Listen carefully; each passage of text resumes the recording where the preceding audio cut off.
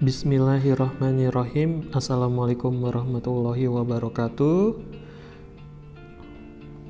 Kembali lagi di video pembelajaran kali ini dengan tetap melanjutkan materi dari statistika, di mana dalam video pembelajaran kali ini akan dibahas mengenai kuartil, kemudian simpangan rata-rata, varians, dan yang terakhir adalah simpangan baku. Semoga kalian yang mendengarkan atau yang melihat video pembelajaran ini selalu diberikan nikmat sehat dan nikmat iman oleh Allah Subhanahu wa Ta'ala. Dan marilah sama-sama kita berdoa agar virus pandemi COVID-19 ini bisa cepat musnah atau bisa cepat hilang dari bumi Indonesia ini, sehingga kita bisa segera kembali bersekolah dan berkegiatan seperti sedia kala. Baik, materi yang pertama adalah kuartil. Kuartil adalah nilai yang membagi data yang telah diurutkan, tentunya dari yang terbesar ke yang terkecil ya, menjadi 4 bagian yang sama besar. Nah, kuartil ini biasanya dinotasikan dengan huruf Q. Dan kemudian kuartil terdiri jadi 3 bagian, yaitu kuartil pertama atau kuartil bawah, yaitu sebagai Q1. Kedua adalah kuartil kedua atau nilai tengah atau median yang disebut Q2, dan yang terakhir adalah Q3 atau kuartil 3 maksudnya, atau kuartil atas gitu. Jadi bisa dilihat ini adalah contoh dari sebuah data yang dibagi menjadi 4 bagian yang sama besar, yang nantinya tugas kuartil ini adalah membagi data menjadi 4 bagian yang sama besar. Nah, di rumus kuartil ini sama dengan rumus mencari nilai tengah.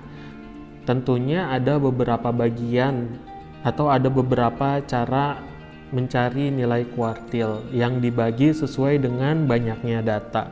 Jadi tergantung kondisinya nih, tergantung dari kondisi data tersebut. Jika datanya itu ganjil, kita bisa menggunakan rumus yang A ini, kondisi di mana datanya itu ganjil. Nah, jika datanya genap, kita bisa menggunakan rumus yang B. Ini adalah kondisi jika datanya genap. Langsung saja ke contoh soal sebagai pengaplikasian dari rumus-rumus kuartil ini. Langsung ke contoh yang pertama. Tentukanlah nilai Q1, Q2, dan Q3, maksudnya kuartil 1, kuartil 2, dan kuartil 3 dari data berikut. Nah, kita hitung datanya. Datanya ini kalau kita hitung jumlahnya itu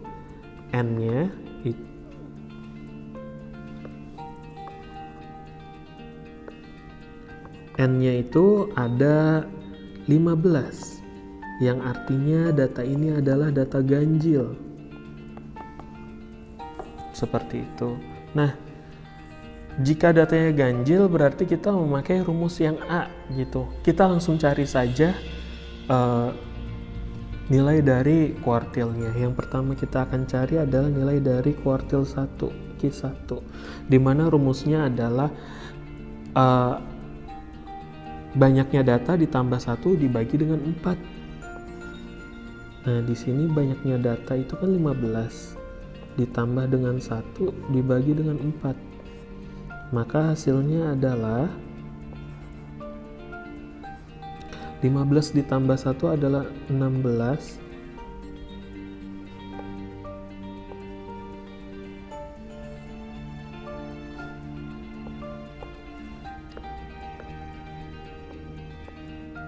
Dibagi dengan 4. Nah, hasilnya adalah X4. Nah, X4 ini maksudnya adalah data keempat. Data keempat.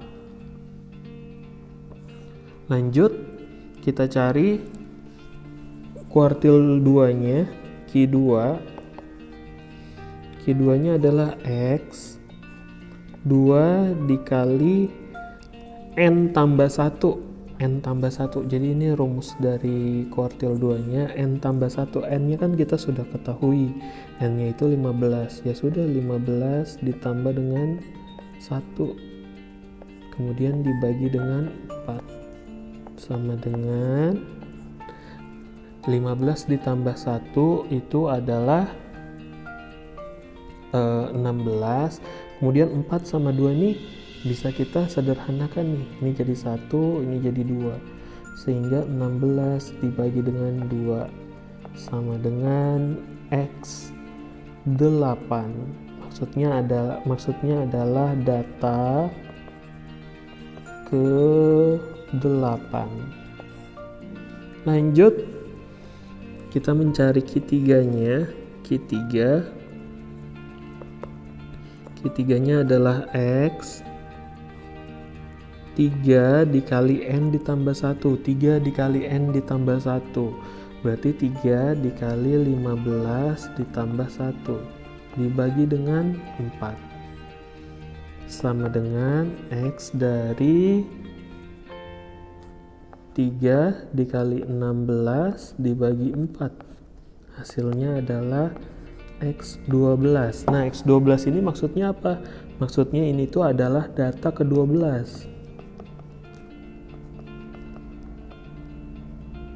Data ke-12.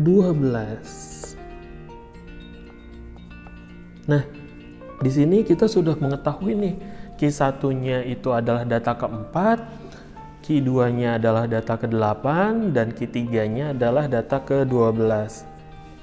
Maka, selanjutnya yang kita lakukan adalah dengan mengurutkan datanya.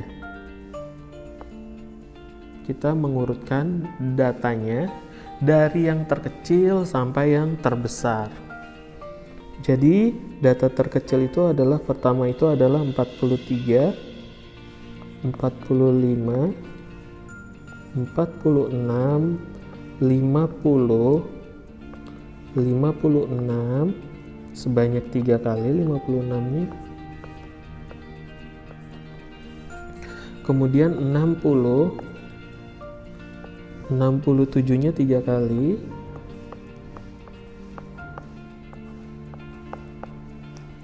Kemudian 80-nya 2 kali.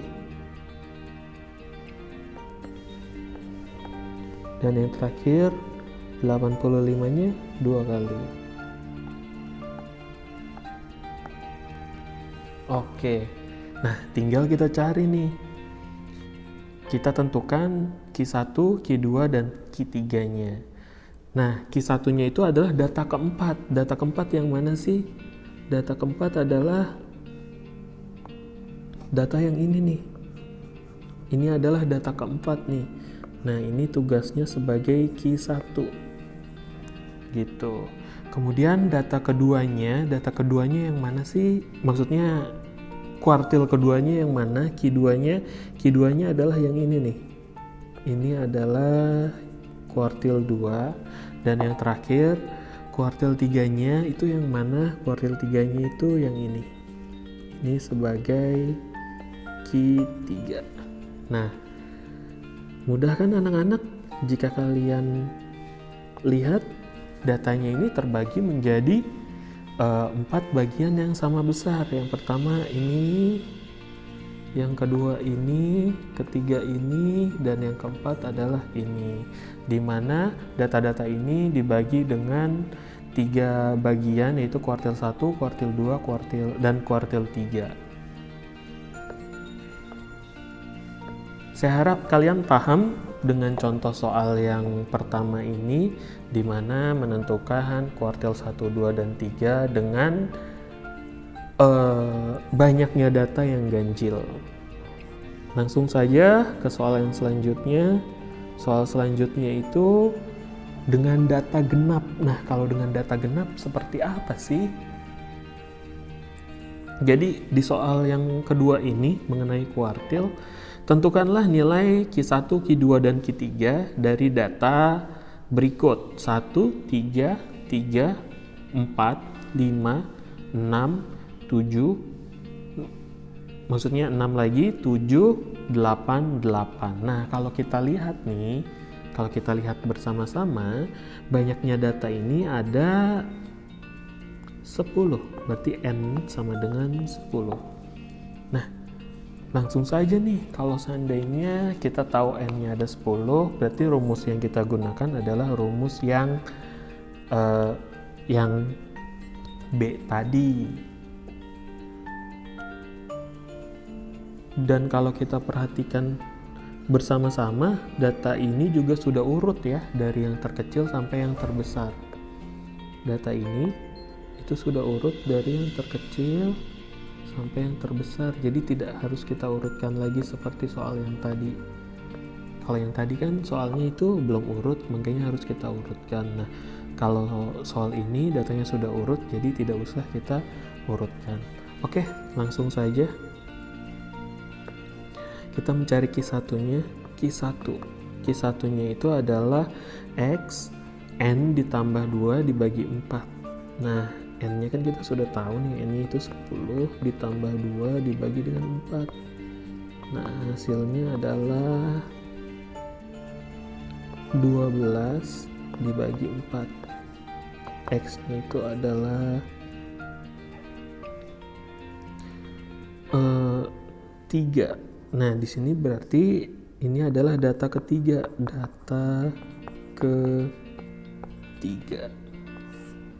Lanjut ke Q2. Q2 sama dengan X N dibagi 2. Nah, N-nya di sini kita sudah tahu, N-nya di sini adalah 10. Berarti di sini 10 dibagi 2 ditambah X 10 dibagi 2 ditambah 1.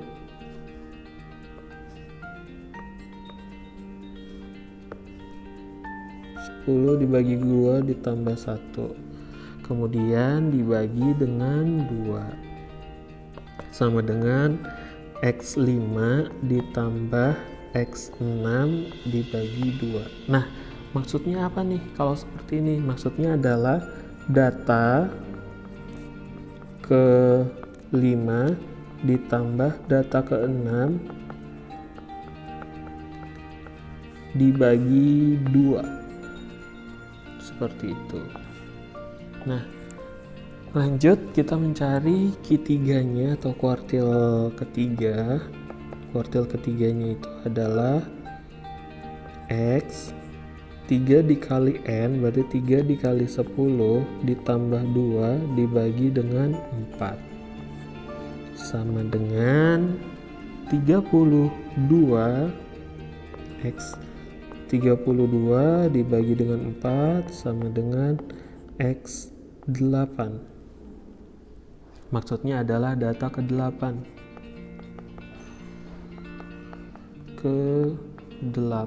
Nah, jika sudah diketahui Q1, Q2, dan Q3-nya, bisa kita langsung lihat ke soal.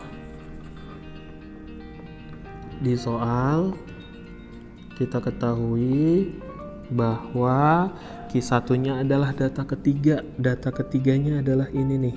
Ini adalah data ketiganya. Ini tugasnya.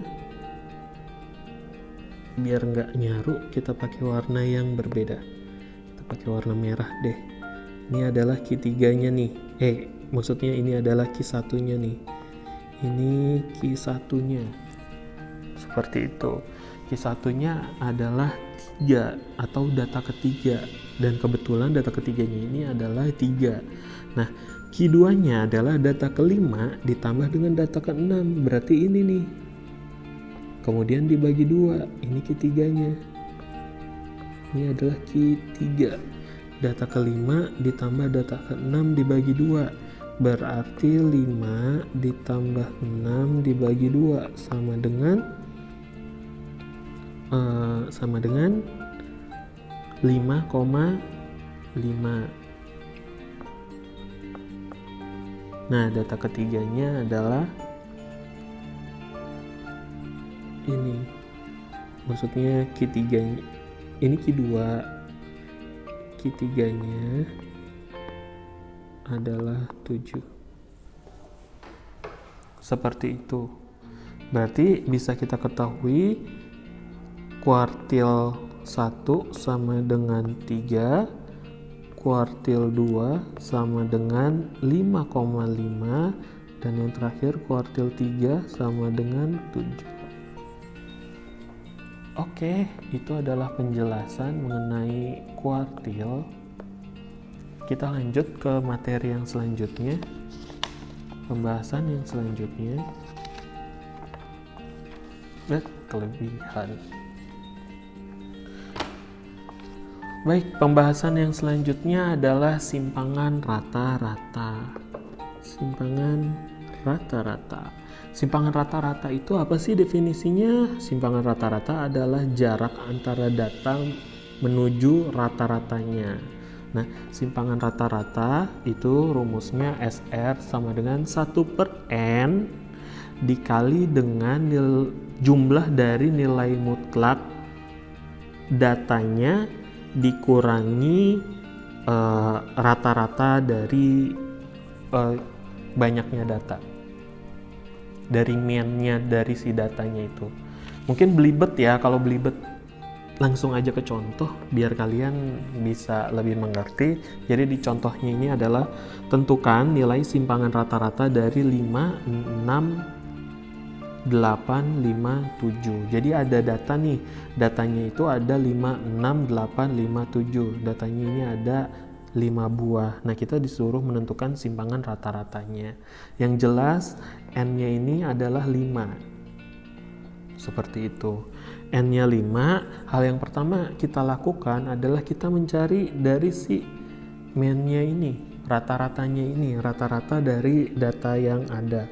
Yaitu, masih ingat kan mencari nilai rata-rata X bar?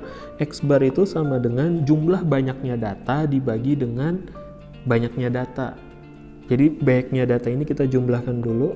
5 ditambah 6 ditambah 8 ditambah 5 ditambah 7 dibagi dengan banyaknya data. Kebetulan banyaknya data adalah 5. Hasilnya adalah jika kita hitung 6,2. Nah, ini 6,2 ini adalah si X bar-nya atau nilai rata-ratanya. Jika sudah mengetahui nilai rata-ratanya, bisa langsung kita mencari nih simpangan rata-rata dari si soalnya ini. Gitu. Rumusnya adalah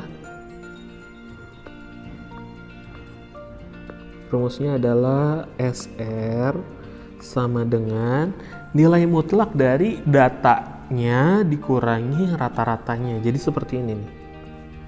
Berarti di sini 5 dikurangi 6,2 ditambah 6 dikurangi 6,2 ditambah 8 dikurangi 6,2 ditambah 5 dikurangi 6,2 ditambah terakhir 7 dikurangi 6,2, seperti ini.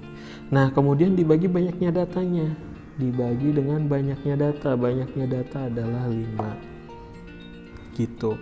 Masih ingat kan nilai mutlak? Nilai mutlak itu pelajaran kelas 10 semester 1 di kurikulum 2013. Nah, ini tinggal kita kurangkan aja nih. 5 dikurangi 6,2 hasilnya adalah min 1,2 ditambah 6 dikurangi 6,2 hasilnya min 0,2 ditambah 1,8 ditambah min 1,2 ditambah 0,8 dibagi dengan 5. Nah, nilai mutlak adalah nilai yang selalu positif gitu. Jika kita hilangkan nilai mutlaknya, berarti kalau seandainya min jadi positif atau negatif jadi positif, yang positif tetap menjadi positif. Jadi karena ada dua nih yang negatif, yaitu ini ada 3 deh, dan ini. Nah, nilai-nilai yang saya lingkari ini adalah nilai yang akan berubah menjadi positif. Jadi nanti 1,2 ditambah 0,2 ditambah 1,8 ditambah 1,2 ditambah 0,8 dibagi dengan 5 gitu. Nah, hasilnya jika dijumlahkan nih 1,2 ditambah 0,2 ditambah 1,8 ditambah 1,2 ditambah 0,8, hasilnya adalah 5,2 dibagi dengan 5 sama dengan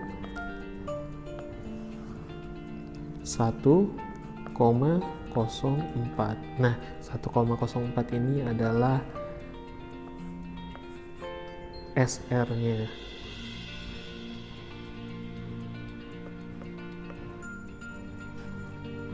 Ini 1,04 ini adalah SR atau simpangan rata-ratanya. Mudah-mudahan kalian paham ya dengan apa yang saya jelaskan. Lanjut yang terakhir. Yang terakhir itu ada varians dan standar deviasi. Varians dan standar deviasi. Nah, standar deviasi ini nama lainnya adalah simpangan baku. Varians dan standar deviasi adalah ukuran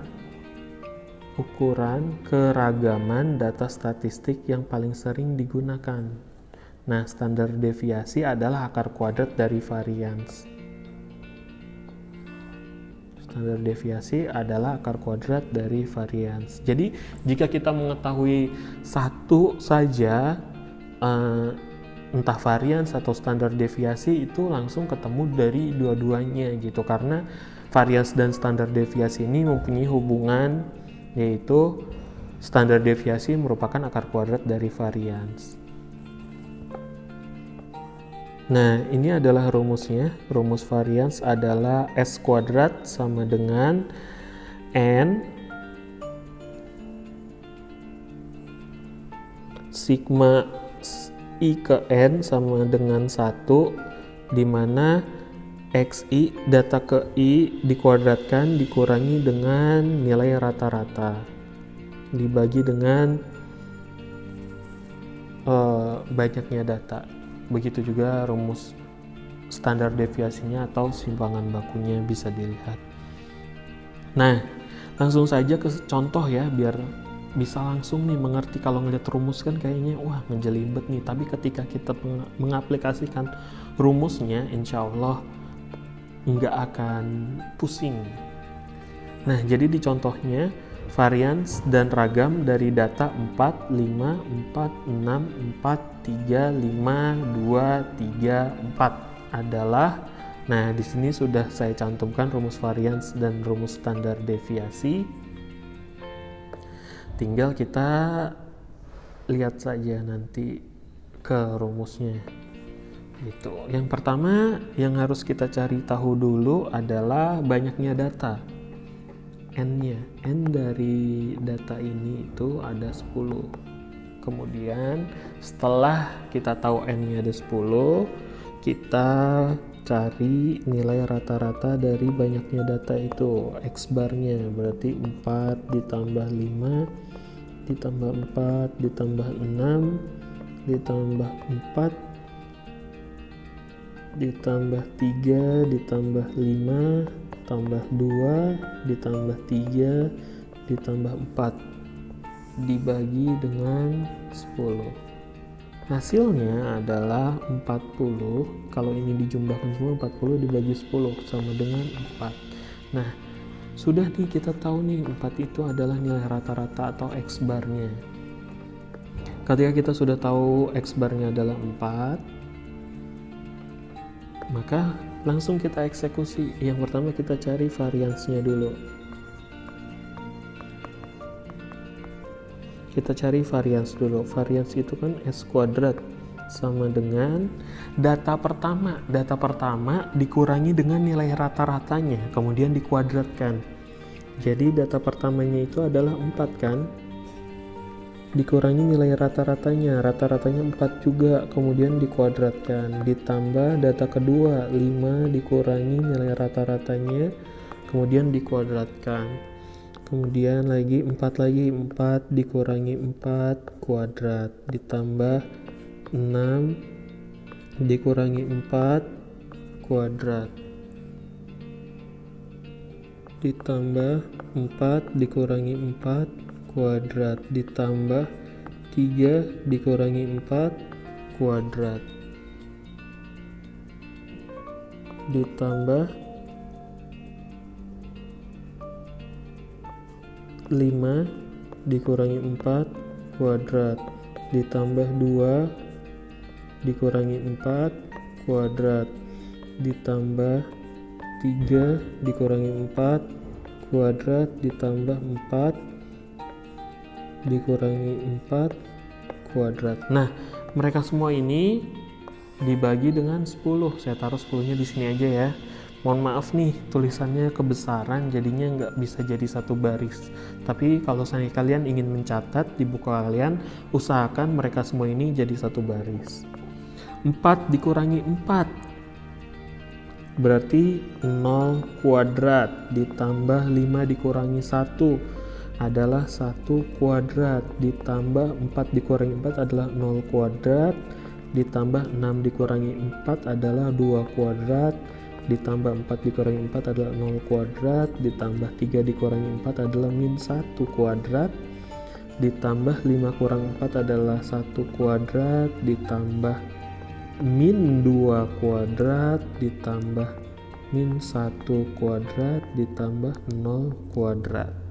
Nah, semuanya dibagi dengan 10. Nah, tinggal kita kuadratkan, habis itu kita jumlahkan. 0 kuadrat adalah 0.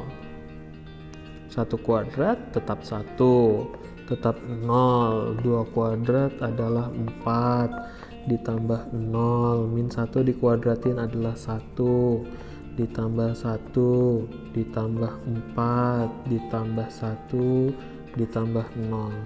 Dibagi dengan 10 sama dengan 12 per 10 atau 1,2. Nah, 1,2 ini adalah si S kuadratnya, atau bisa kita sebut juga sebagai variansnya gitu. Nah, terus kemudian simpangan bakunya gimana? Ya, simpangan bakunya adalah akar kuadrat dari si variansnya. Jadi kalau seandainya kita mau nyari simpangan baku,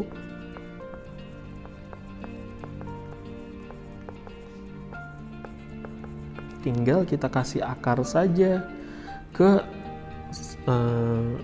variansnya, karena simpangan baku adalah akar dari S kuadrat kan. Nah, akar dari S kuadrat dari variansnya sudah akar dari 10, akar dari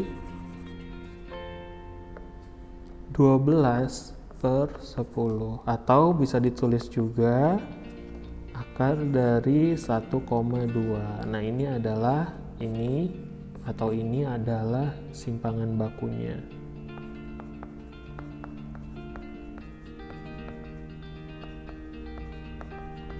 Gitu. Oke, kelar juga pembahasan dari statistika data tunggal. Jadi statistika data tunggal kali ini telah selesai. Nanti akan lanjut di video yang berikutnya adalah statistika data kelompok, di mana tetap pembahasannya itu membahas mean, median, modus, jangkauan, kemudian simpangan baku, varians, kuartil dari data kelompok. Saya undur diri. minta keikhlasannya kalian untuk men-share materinya ke teman-teman kalian yang memang tidak mengerti matematika atau kurang paham dengan materi statistika. Minta keikhlasan kalian juga untuk like, kemudian tolong komen video saya kurangnya di mana, dan saya mohon maaf apabila ada salah-salah kata dan bahasa saya yang masih belibet. Terima kasih. Wassalamualaikum warahmatullahi wabarakatuh.